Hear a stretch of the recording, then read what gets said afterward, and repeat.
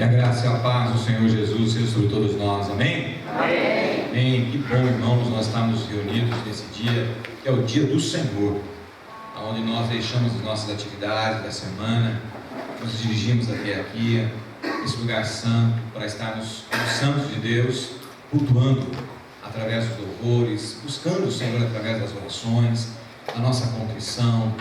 E é muito importante que o povo de Deus, o povo dele, possa ter esse entendimento. Que essa é a hora que o Senhor nos propicia, esse é o momento que Deus nos dá, e é um privilégio muito grande. Nós louvamos, nós oramos, agora nós vamos ouvir a voz do Senhor, aquilo que Deus preparou de maneira muito especial para a vida da igreja, para a vida das famílias, para a minha vida, para a tua vida. Abra a nossa Bíblia no livro de Marcos, no capítulo 10, vamos ver o que a palavra de Deus tem para mim, tem para você, tem para nós.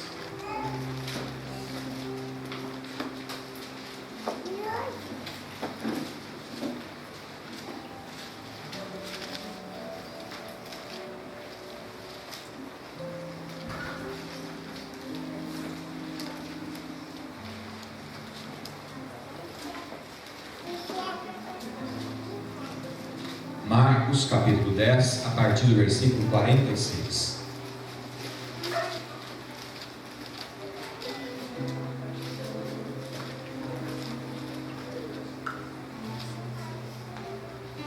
E assim diz a palavra do Senhor. E foram para Jericó.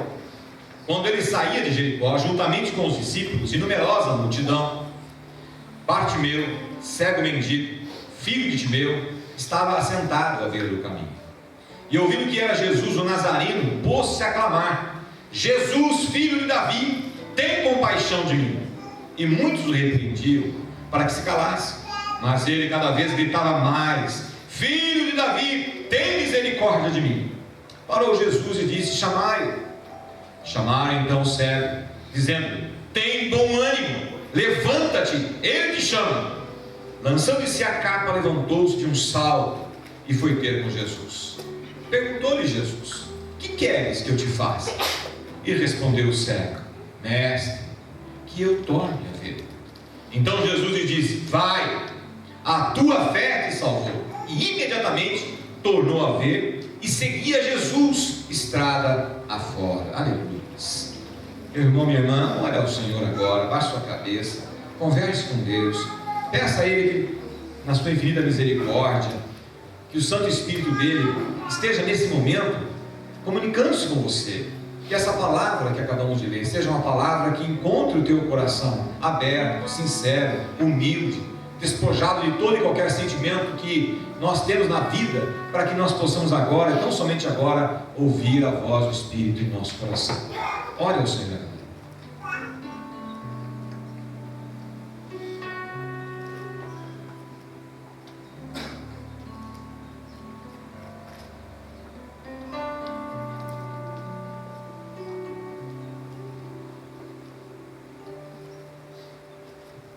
Bendito Pai Celestial, só o Senhor é Deus, só o Senhor é onipotente, só o Senhor é onisciente, só o Senhor é onipresente.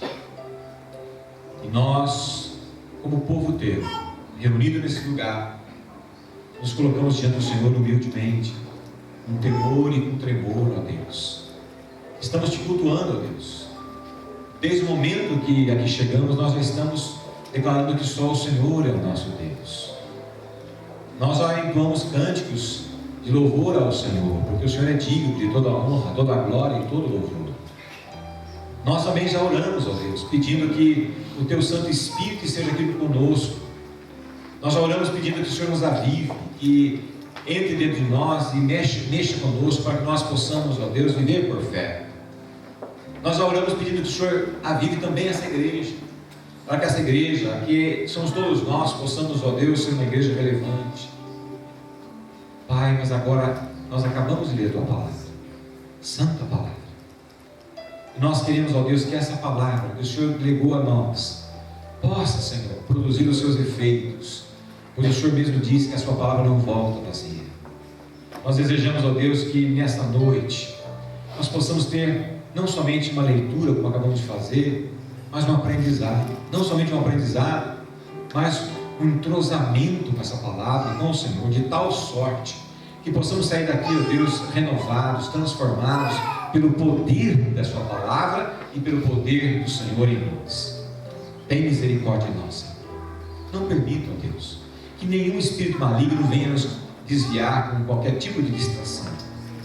Ó Deus, também que qualquer tipo de cansaço físico também possa, Senhor, ser retirado de nós, para que nós todos possamos estar num só espírito, numa só fé, num só entendimento.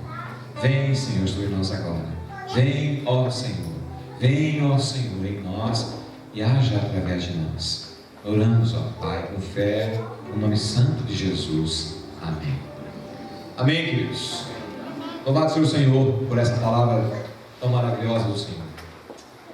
Esse episódio já é conhecido por muitos de nós, mas ele sempre se renova em autenticidade, porque é uma palavra que o Senhor nos legou para nos ensinar algo precioso que Ele quer que nós entendamos e vivamos. Esse episódio se deu num momento muito importante da trajetória de Jesus aqui na terra.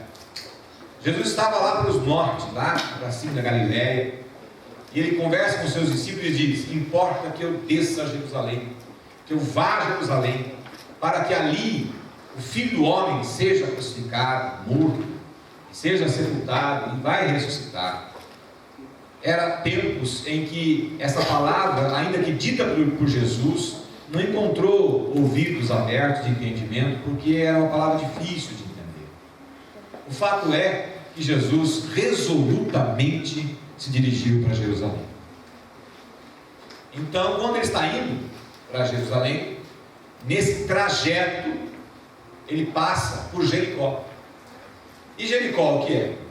Jericó é aquela cidade que nós conhecemos bem da história de Josué, das muralhas que caíram, aonde o povo de Deus teve que atravessar o Jordão e se deparou com aquela grande e forte cidade, com fortalezas, muros enormes, que os arqueólogos descobriram há pouco tempo, inclusive restícios desse muro. E ele realmente não é pequeno, num local estratégico dentro da condição da Palestina. E naquela época, com Josué, o povo atravessa e tem aquela grande condição maravilhosa de uma batalha espiritual, uma grande batalha espiritual, onde o anjo do Senhor fala a Josué que ele deveria fazer algo que para as pessoas poderia soar extremamente estranho,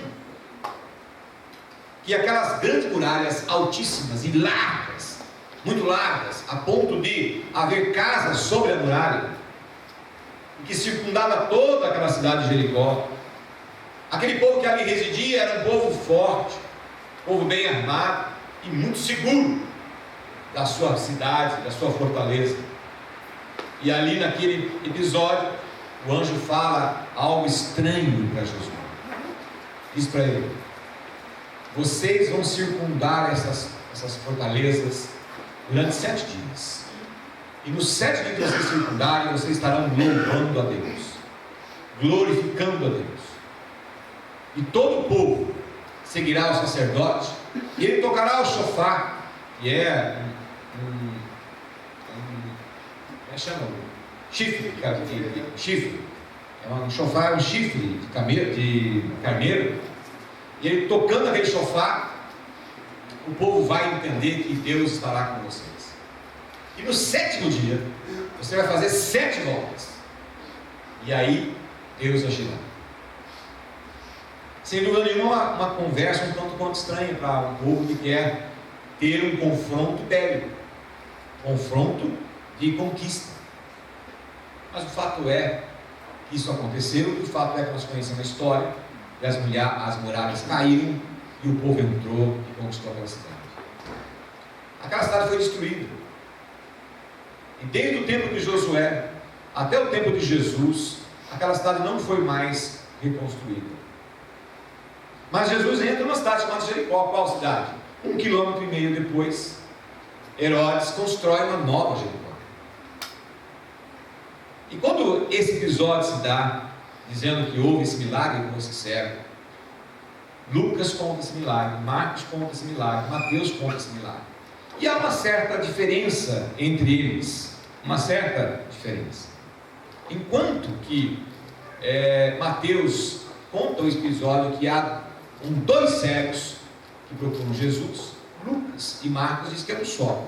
E Marcos então entra com um nível de detalhe maior, que nós vamos ver na sequência, a respeito deste milagre ocorrido nesta cidade de Jericó. O fato é que Jesus, vindo da Galileia, indo para a Judéia, ou seja, norte para o sul, ele também tem que atravessar o Jordão. Ele também faz a trajetória que fez o povo ao atravessar o Jordão, e ele passa necessariamente pela antiga Jericó. E os historiadores chegam a ter uma conclusão de que essa questão entre Lucas, Marcos e Mateus, um contando que a história tem dois cegos, outro contando que a história tem um cego só. Aqui Marcos fala que eles saíram de Jericó, já o outro diz que eles estavam entrando em Jericó. Então a conclusão que se chega é que esse milagre se deu entre as Jericós. Entre as Jericós. Porque diz que esse cego estava sentado à beira do caminho. Então esse milagre provavelmente tenha ocorrido entre as duas cidades, a cidade destruída e a cidade erguida por Herodes. Não importa muito se foi na entrada, se foi na saída que o milagre aconteceu. O que importa é que nós estamos diante de algo realmente tremendo.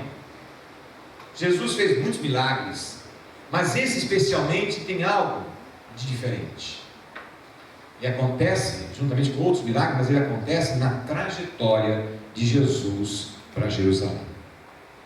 Meus irmãos, quando nós olhamos para os nossos tempos, nós estamos vendo aí fatos ocorrendo pelo mundo, com terrorismo, com coisas ocorrendo que nos assustam.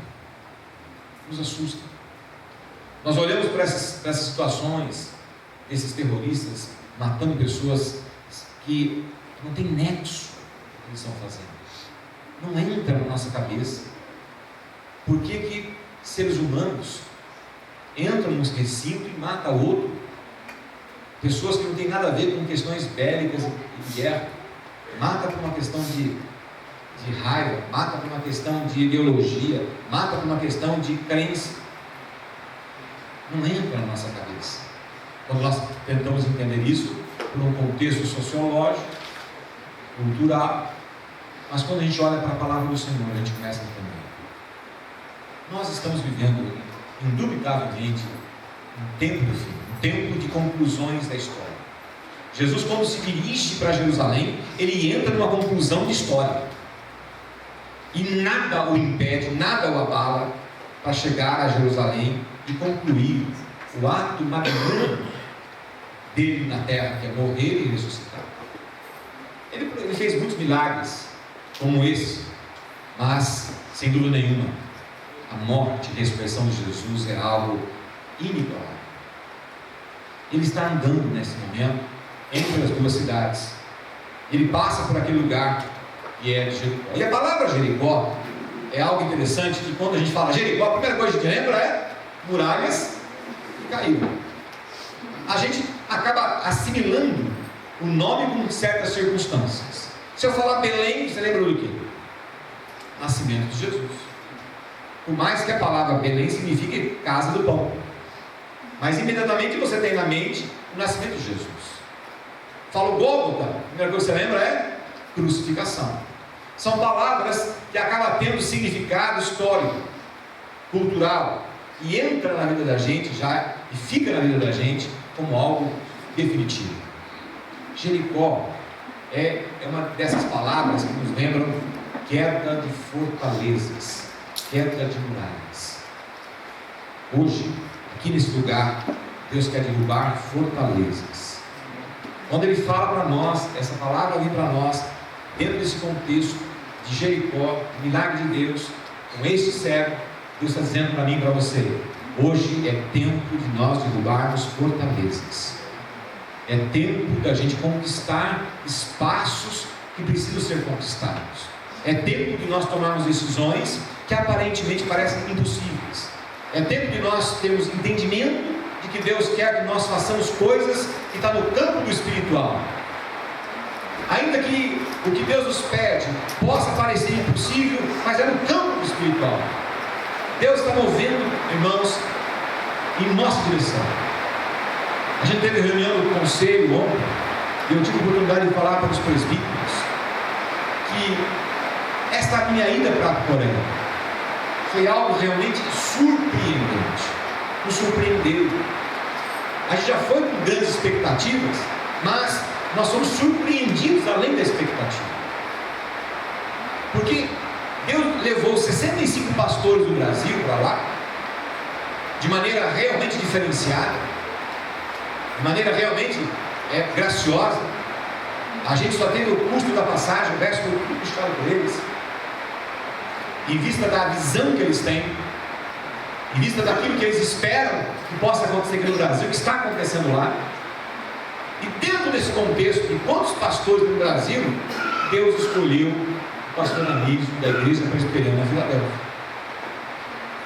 Então, amados, isso é importante entender.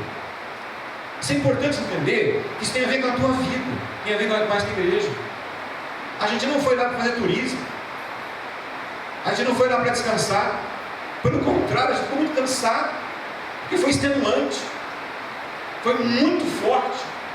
Tudo aquilo que nós tínhamos que pensar, ver, refletir e sentir. E num dos momentos das nossas orações, que nós estávamos lá na madrugada, nós começávamos o nosso culto de madrugada às 6 horas da manhã, os pastores, e num daqueles cultos eu fui incumbido de levar a palavra. E quando eu orava ao Senhor, eu pedia: Senhor, qual palavra eu vou compartilhar com meus irmãos aqui, pastores? O que veio do meu coração, muito claro, foi: nós fomos para lá porque Deus tinha uma revelação para nos dar. Mas revelação sem uma ação, sem a realização, nada é. E que adianta você ter uma revelação de Deus se ela não é acompanhada de uma realização? Eu compartilhava com os meus colegas dizendo: Deus nos trouxe aqui para nos revelar a sua vontade lá no Brasil, lá na nossa cidade. Porque nós tínhamos pastores do interior da Bahia, do interior de Pernambuco, do interior de Minas, de Belo Horizonte, da capital de São Paulo, do Rio de Janeiro, do Paraná. Nós tínhamos pastores do Brasil praticamente todo. E nesse momento Deus está falando conosco, mas nós somos o quê? Nós somos pastores de vocês. Ele não estava falando a nível de individualidade, ele não estava falando para a pessoa do Anísio, ele estava falando para o pastor de vocês. E evidentemente que o que ele revelou para nós lá é importante na tua vida. Isso ficou claro para nós. Cada um de nós, voltando para as nossas paróquias, nós temos que conversar com vocês sobre isso, a importância da revelação de Deus. E Deus está se revelando aqui por essa passagem a nós outros. Ele está dizendo que é preciso que nós perdemos fortalezas, barreiras, aquilo que está impedindo a evolução do seu povo. Jesus, quando passa por Jericó, ele tem esse milagre, ele traz à memória exatamente essa possibilidade. Ele se depara com esse servo, e aqui há todo um desenrolar com esse servo. Preste atenção. Ele diz que ele está indo com a multidão, e em determinado momento, um cego chamado Bartimeu. Interessante notar que os outros dois não citam o nome. Lucas não cita o nome, Mateus não cita o nome, mas Marcos cita Bartimeu. Porque esse milagre, essa situação, esse momento é pessoal. É pessoal. O que nós estamos conversando aqui agora, nós estamos ouvindo do Espírito, é pessoal. Ou seja, tem um nome, esse nome é o teu nome, é a tua vida. Deus está querendo se comunicar exatamente, diretamente com você, comigo. É pessoal. Mas ele também continua dizendo que ele é um ser, ou seja, há uma situação aí. Não é simplesmente uma pessoa, mas uma pessoa vivendo uma situação, e uma situação emblemática, uma situação complicada. A sua vida, a minha vida, a nossa vida está inserida num contexto. Quando ele está falando que nós temos que entender que a nossa vida precisamos romper barreiras, é porque nós estamos inseridos numa situação de vida. Cada um de nós aqui tem uma vida específica, um envolvimento específico, uma luta específica, uma dificuldade específica. A da Sayonara não é do Marcos. Cada um tem a sua situação, no âmbito pessoal, no âmbito familiar. Deus está falando conosco, entretanto, usando um expediente para dizer para mim e para você que nós precisamos entender isso. Há uma situação pessoal e há uma situação vivencial. Mas quando ele usa a terceira expressão para se comunicar a respeito desse cego, é que realmente chama a atenção. Ele diz: filho de Timeu. Quando a Bíblia relata um fato, e ao relatar o fato, ela traz essa condição de genealogia, é porque ela está dando importância ao fato. Importância ao fato.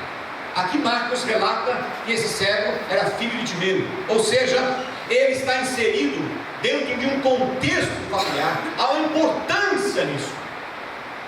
O nome dele, a questão dele e a situação dele enquanto filho de Timeu, ou seja, inserido numa sociedade, inserido numa família, é muito importante.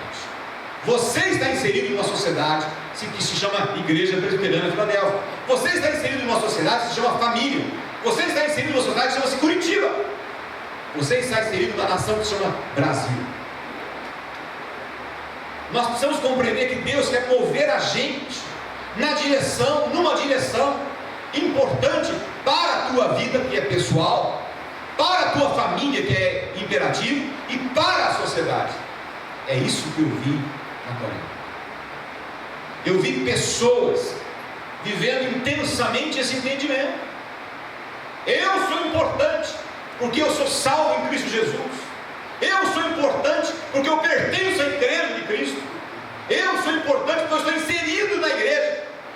E eu sou importante porque Deus está trabalhando na minha vida, transformando a minha vida e fazendo com que eu seja um transformador de vidas. Esse entendimento tem mudado aquela nação. Uma nação que poucos anos atrás é uma nação composta de pessoas sem religião, e quando com religião, religiões místicas, orientais. E hoje já são 30% a população cristã, e crescendo, evoluindo, e a proporção que eles estão imaginando que eles vão atingir nos próximos anos 50% da população. 50% da população cristã. E quando a gente olha aqueles homens, aquelas mulheres, a gente vê realmente pessoas mudando uma sociedade. Quando a gente olha para o nosso Brasil, nosso contingente cristão é um contingente grande, mas infelizmente eu não posso afirmar que a nossa condição de evangélicos estamos mudando a sociedade. Aqui na igreja presbiteriana que nós tivemos a Saranga, dentro do hall de membros, já teve 2 presidentes, ministro de Estado, diversos juízes, pessoas que têm um entendimento que, enquanto cristão, ele está na sociedade para fazer a diferença, para ser relevante, como nós oramos aqui hoje, para ser relevante. E é preciso que você entenda isso, que a sua existência na terra não pode ser uma existência na terra de maneira morna, aonde você não exerce a influência de Cristo. Eu tenho que exercer essa influência, você tem que exercer, a igreja presbiteriana de Filadélfia precisa exercer a influência. Mas como é que nós vamos fazer isso? Quando a gente quebrar algumas fortalezas, quando a gente derrubar algumas fortalezas. A primeira fortaleza que nós temos que derrubar, irmãos, é a fortaleza da cegueira da incredulidade. A cegueira da incredulidade. A gente pensa que crê, mas não crê. Jesus foi tão enfático, dizendo assim: se a tua fé for do tamaninho de um grão de mostarda, pequenininha de nada, se você exercitar essa fé nessa direção, você vai fazer proezas. Você vai fazer proezas. Quais proezas, meu irmão, minha irmã? Quais proezas? Aonde através da sua vida, através dessa igreja, pessoas serão curadas, pessoas serão libertas das trevas, pessoas serão libertas das algemas de Satanás, pessoas serão libertas dessa cultura maligna e diabólica que nós estamos vivendo no nosso país. Mas como é que isso vai acontecer? Somente se nós crermos. Somente se nós cremos que há dentro de você um Espírito que é poderoso, que é maior do que tudo. E Ele está aí dentro de você, com você, para fazer essas mudanças. Mas por que elas não ocorrem? Porque nós não temos fé. Porque nós carecemos de fé. Sem fé é impossível agradar a Deus. É preciso que nós tenhamos fé. Fé de que vai acontecer. Fé de que Deus quer agir. Essa é a primeira grande muralha que nós temos que derrubar. A cegueira da incredulidade. A segunda grande muralha que nós temos que derrubar é a cegueira da apatia. A gente está confortavelmente sentado nas cadeiras. Nós estamos confortavelmente sentados no sofá da nossa casa. Nós estamos confortavelmente sentados na nossa vida, não se preocupando com o que está acontecendo com a vida dos outros, nem dentro da própria comunidade. Nós somos pessoas extremamente cheias de afazeres, ocupados. E uma das grandes estratégias de Satanás em nosso século é ocupar o povo de Deus, de tal maneira que ele não tenha tempo de orar, não tenha tempo de ler a palavra, não tem tempo de poder estar tendo uma comunhão uns com os outros, não tem tempo. A grande muralha que Satanás tem levantado no entorno do povo de Deus, para que esse povo possa realmente continuar evoluindo, e falo aqui do povo brasileiro, é quando nós temos essa cegueira da apatia. Nós somos um povo, um exército, um Deus Todo-Poderoso, que é imbatível. No entanto, o que nós fazemos com isso? Como é que nós lidamos com isso? Nós lidamos de maneira absolutamente apática. Apática. Eu me preocupo, quiçá, com a minha própria vida, o outro que se vire. Mas Cristo morreu para que nós tenhamos vida e a tivéssemos com abundância. Cristo veio aqui na terra para salvar o perdido. Cristo comissionou a igreja para isso. No entanto, nós estamos presos em muralhas da apatia. Terceira cegueira que nós temos que derrubar, é uma grande muralha, é a da desesperança. A gente não tem esperança que vai haver mudança. A gente está tão cauterizado por essa secularização, por essa cultura que nós vivemos hoje, que a gente perdeu a esperança que pode haver mudança. A gente perdeu a perspectiva de que a igreja pode ser relevante. E é por isso que eu creio que Deus nos levou lá, para entender que é relevante sim, que é tempo de mudança, que é tempo de entrar no arraial do Senhor com as armas em pé, com as armas da justiça, com a palavra de Deus, com a fé, ser intrépido, ser corajosos, porque Deus é conosco, e se Deus é por nós, quem será contra nós? Só que nós estamos desesperançosos, nós estamos vivendo uma vida de incredulidade, uma vida apática, uma vida de desesperança. Mas isso não é cristianismo, isso não é a igreja de Cristo, porque se assim for, então nós não estamos na igreja. A igreja de Deus é imbatível. As portas do inferno não prevalecerão contra a igreja. A igreja é imbatível. No entanto, nós estamos absorvendo uma derrota precipitada. Nós estamos aceitando o obócio de Satanás. Nós estamos aceitando toda a conjuntura das trevas para nos anular, nos impedir de prosseguir. Por isso que nós temos que derrubar as fortalezas. E temos que aprender nesse episódio o milagre do cego de Bartimeu. Quando Jesus está passando por ele, presta atenção nisso.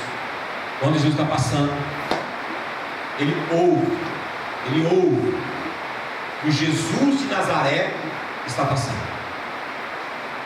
Ele escuta que o Jesus de Nazaré está passando. E ele começa a gritar: Jesus, filho de Davi. Ele ouve Jesus de Nazaré e fala filho de Davi. Há uma mudança substancial nisso. Porque em nossos dias nós estamos vivendo e ouvindo um Jesus histórico. Um Jesus histórico. Nós temos consciência que ele veio, nós acreditamos que ele passou por aqui na terra, nós acreditamos que ele nasceu, nós acreditamos que ele morreu, e ponto. Um Jesus histórico. Mas ele não pode ser, na igreja, um Jesus histórico. Ele tem que ser o filho de Davi, porque somos o corpo dele, o filho de Davi. Esse homem, quando ele grita, Jesus, filho de Davi, ele está dizendo: Senhor e Salvador, tem misericórdia de mim. Senhor, Deus e Salvador, Messias, tem misericórdia de mim. Jesus, filho de Davi, não é um Jesus histórico. Ele é o Senhor, ele é o Salvador, ele é o Todo-Poderoso, que te capacita. Como capacitou esse homem? A multidão, tendo entendido, manda ele ficar quieto, para de gritar, até porque esse grito dele era um grito complicado, era um grito que gerava animosidade, tanto no meio romano, como nas autoridades judaicas, porque ele é Deus, ele é rei. E como que alguém grita que um Jesus que passa, um Jesus de Nazaré, vai ser rei, vai ser Senhor? Então era um grito que incomodava tanto a romanos quanto a autoridades judaicas. Eu quero te dizer que infelizmente nós não estamos incomodando. Nós não estamos incomodando, porque nós estamos mais para Jesus de Nazaré do que Jesus, o filho de Davi. Infelizmente, meu irmão, infelizmente.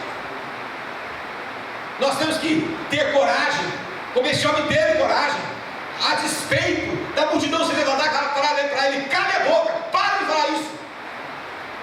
Mas quanto mais a multidão dizia para ele: fique quieto, mais ele gritava: Senhor, meu Deus, meu Salvador, tem misericórdia de mim. E a tradução é essa. A tradução é essa. O entendimento das pessoas era esse. Jesus, filho de Davi, é: Senhor meu Deus, Senhor meu Salvador, tem misericórdia. E o que acontece? Jesus para. Jesus para. E quando Jesus para, a palavra de Jesus é: chamai-o. Chamai-o. É a mesma multidão que naquele momento estava recriminando, estava impedindo-o de falar. Qual é a palavra? Essa palavra maravilhosa, quando nós o temos aqui, mexe com o nosso coração. Olha comigo, versículo 49. Chamai-o. Chamai então o cego, dizendo: tem bom ânimo, levanta-te, ele te chama. Ele te chama. Meu irmão, minha irmã, se nós tivermos o entendimento, que é a revelação e a realização, o entendimento que é a revelação, a palavra está se revelando, e tivermos a realização, porque ele realizou, no momento que o Espírito chama, no momento que a palavra chega a ele, ele faz o quê? Ele salta e ele vai. Ele salta e vai. Ele tem o quê? Realização. Ele continua cego. Ele é um homem cego, mas ele vê muito mais do que todas as pessoas. Ele não estava enxergando a Jesus, mas o seu espírito, da sua alma, ele via plenamente o Senhor e Salvador, e ele pula e vai na direção de Jesus. Nós temos que fazer isso, meu irmão. Nós temos que ter coragem de levantarmos do nosso estado de apatia, nosso estado de inércia, e entrarmos no caminho do Senhor Jesus, e ir na direção dele, porque na direção dele é a melhor, é a única direção que nos apraz. A palavra está dizendo para nós nessa noite que é preciso, além de nós quebrarmos as fortalezas que nos impedem, no raciocínio, na cultura, no entendimento, no relacionamento, na vida, nós temos que ir na direção de Jesus, porque Ele nos chama. Os tempos são complicados, os tempos que nós vivemos são difíceis. Nós estamos sendo aculturados pelas trevas e pelo mundo. Ao invés de nós sermos relevantes no mundo, o mundo tem sido relevante na nossa vida.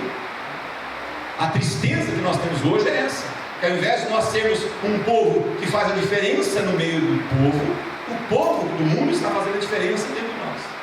Mas isso, em nome de Jesus, é para ser quebrado. E é por isso que nós vamos lá para a Coreia, é por isso que nós vamos lá para ver. Deus nos levou lá para entender isso, para entender que é tempo de nós quebrarmos as fortalezas de tudo aquilo que, infelizmente, nós permitimos que as trevas colocassem em nossa cabeça, no nosso coração. A igreja presbiteriana de Filadélfia é uma igreja escolhida do Senhor. Eu não ouvi o amém. Muito fraco. Muito fraco. Vou falar de novo. A igreja presbiteriana de Filadélfia é uma igreja escolhida do Senhor. Amém. É isso. A cada minuto que passa, eu me conscientizo mais disso. Merecemos? Não, pelo contrário. Pelo contrário. Eu estou dizendo isso porque nós somos por isso que estamos falando. Somos por isso. Mas glória a Deus, na infinita misericórdia do Senhor. O Senhor passa por nós, e ao passar por nós, faz toda a diferença. Faz toda a diferença. Meu irmão, Jesus quer realmente mudar a minha sorte e a tua sorte. Como mudou desse homem. Como mudou desse homem. O texto fala algo muito interessante. Olha comigo no final do texto.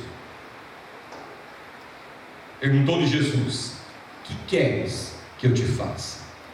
Respondeu o cego: mestre, que eu torne a ver. Que eu torne a ver. Ele não é cego de nascença. Ele já enxergou. Ele já tinha visto. Ele sabe o que é o mundo.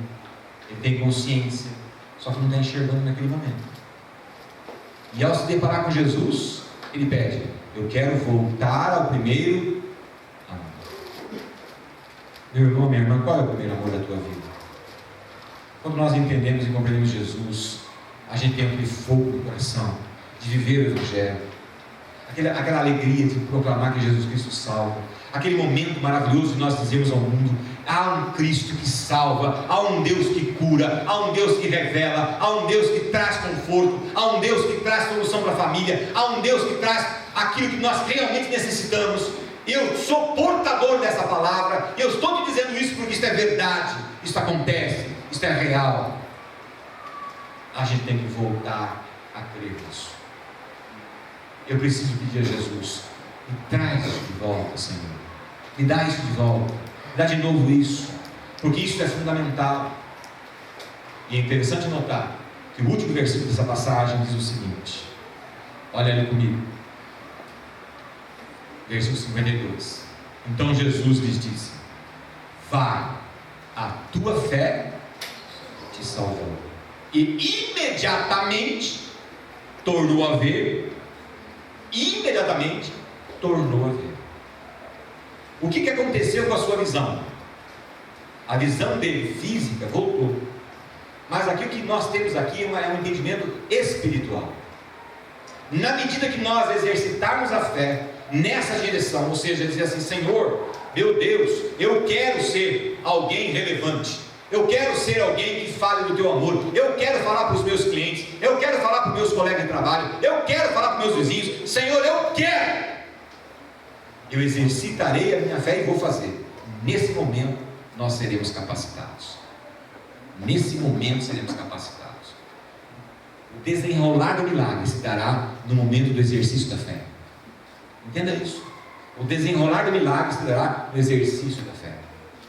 A hora que nós realmente tivermos a convicção de que Deus só está esperando isso de você e de mim, dessa igreja, para fazer com que esta igreja seja relevante na sociedade, relevante na cidade, relevante aqui no bairro, relevante. E quando eu digo relevante, significa o quê? Importante, transformadora, porque é o que eu vi lá.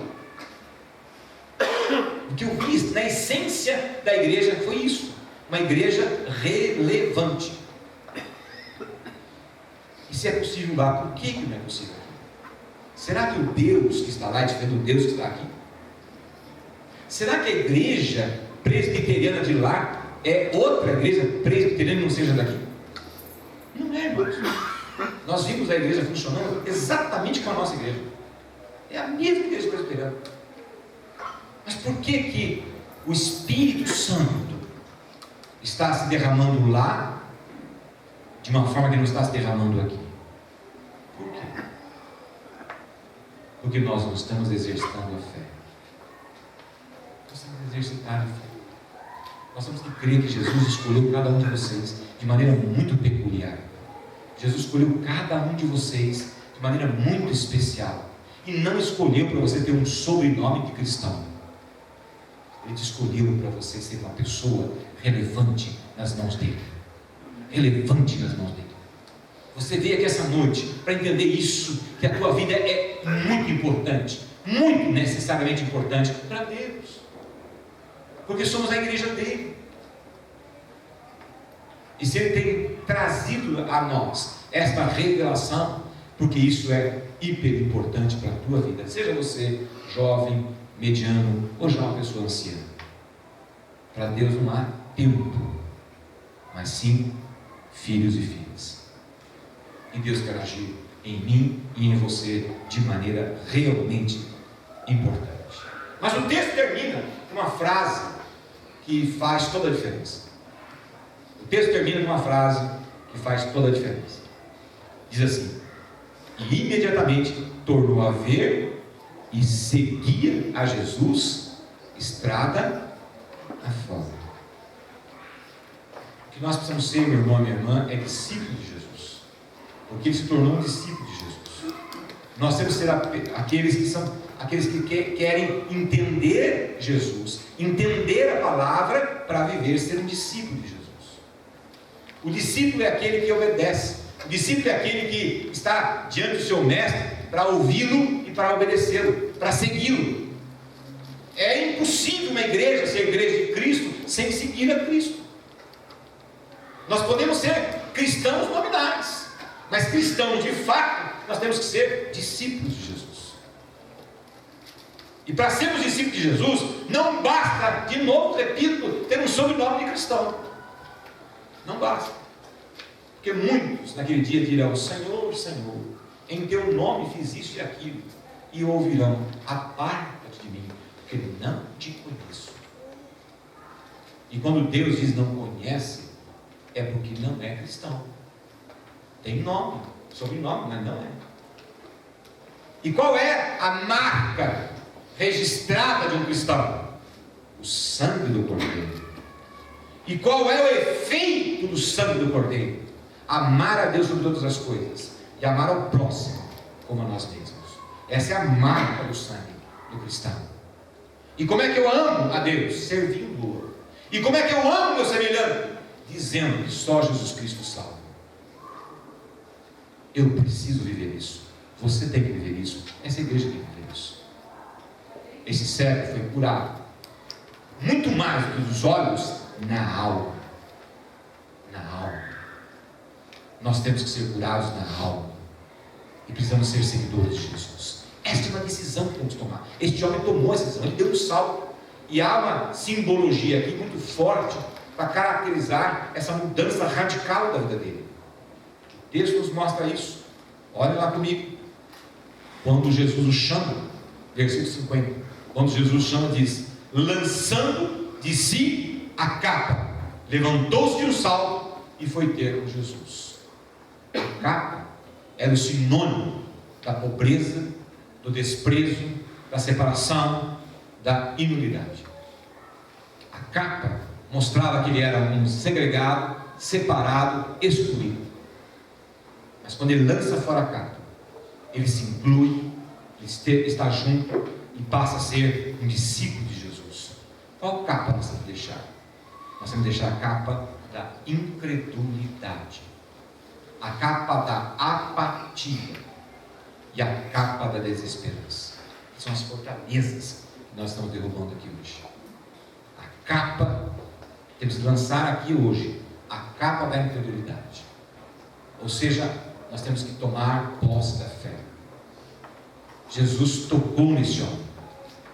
Jesus tocou nesse homem. E esse homem foi curado. Não somente dos seus olhos, mas também da sua alma. E o toque de Jesus é o toque que cura. E Jesus está aqui conosco hoje. Ele disse: eu vou para junto do Pai, mas estarei com vocês até a consumação dos séculos. Eu penso que nós estamos próximos da consumação do século. Eu sinto que nós estamos próximos da consumação do século. Eu sinto isso. Então nós temos que estar preparados. Mas a mudança se dará a partir do toque de Jesus. Em que área da tua vida você tem que ser tocado? Qual área da tua vida? Se você tiver com alguma dificuldade de incredulidade, e essa incredulidade está gerando desesperança, você tem que receber o toque de Jesus. O toque de Jesus. Se você tem área da tua vida que está te impedindo de você fazer o que tem que fazer para professar que Jesus Cristo é Senhor e Salvador, você tem que ter o toque de Jesus. Pois o toque de Jesus libertou esse homem. E Jesus vai tocar na tua vida hoje. Qual área da tua vida você tem que liberar para que Jesus tire da tua vida? Conseguiram? Nós vamos assistir um vídeo de uma música muito bonita de Fernandinho, que é Toca-me Jesus, o toque de Jesus. E você vai